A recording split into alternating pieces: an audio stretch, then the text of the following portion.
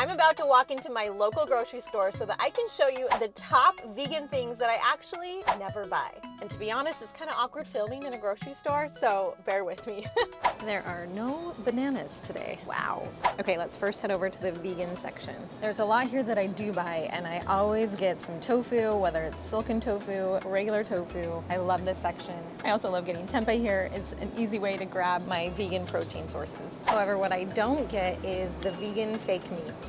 One of the big reasons why I try to avoid fake meats is because of the sodium content. You want to make sure that the sodium is not above 400 milligrams, and you can see what for one serving here, it's 660 milligrams of sodium. So that's one of the reasons why I try to avoid the fake type of meats from the grocery store. Whether it's real hot dogs or fake hot dogs, they're still processed and not the healthiest things. Surprisingly though, there are some better options for plant-based meats that don't have as much sodium. So again, make sure the sodium is not above 400 milligrams per serving, and this one's actually not that bad. Next, let's talk about vegan cheese. While some of these cheeses taste okay and melt okay, it's not the same as real cheese. And I generally avoid buying them because they are still high in saturated fat. As you can see, this is regular plain old cheese, and it actually has less saturated fat than the vegan version. But in general, a regular cheddar cheese is still high in saturated fat. See, 6 grams of saturated fat, same as the vegan version.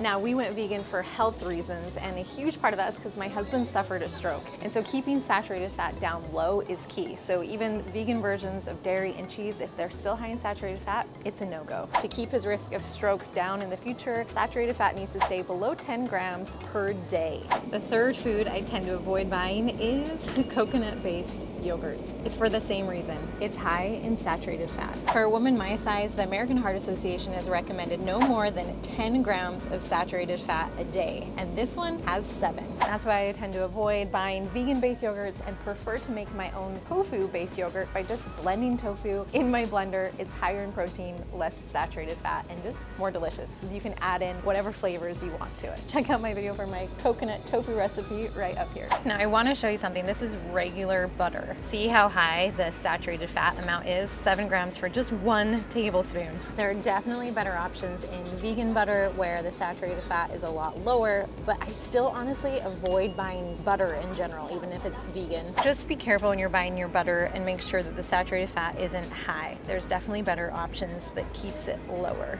I avoid buying butter, period, just because nut butters are going to be a lot healthier to put on toast, or avocado is going to be a lot better to put on toast. I'd rather choose whole plant foods instead of any variation of butter, if possible. And don't forget to snag my free guide that's linked below on 18 easy ways that you can add more plants to your diet. The next vegan thing I never buy is chips, veggie chips. These veggie chips may seem healthier, but honestly, they're still fried. They're still like any other chip. So I generally don't buy veggie chips. They're still high in calories and salt. The next vegan thing I never buy is sports drinks. Just 1 serving of this, which there's 2.5 in this entire container, but just 1 serving is 21 grams of added sugars. And we all should be trying not to consume more than 25 grams of added sugar in 1 day. So this is something I definitely avoid. This little tiny bottle, 80 calories, 21 grams of sugar. Oof. It's the American Heart Association that has recommended no more than 25 grams of added sugar a day. You know what I do actually love to buy are these veggie rolls when I'm shopping and starving. Okay, let's talk about ice cream. Did you know that I used to eat ice cream every single night before my husband's stroke? I loved ice cream. But it's amazing, I actually don't even crave it anymore, and don't even buy the vegan stuff. Even the oat milk varieties are still high in saturated fat. So what do I do instead? I make an ice cream. It's just so much healthier for you, and it gets that itch of ice cream. I just feel a lot better. To see how I make an ice cream, you can check out this video where I show you my go-to easy way to make an ice cream out of bananas. When it comes to buying all of these foods and being tempted by even the vegan versions, remember, all you need to do is have willpower in the grocery store, and then it's so much easier at home when you're not tempted by it all. All right, time to check out. Oh hey, they restocked the bananas. Let's grab some. Okay, now we can check out.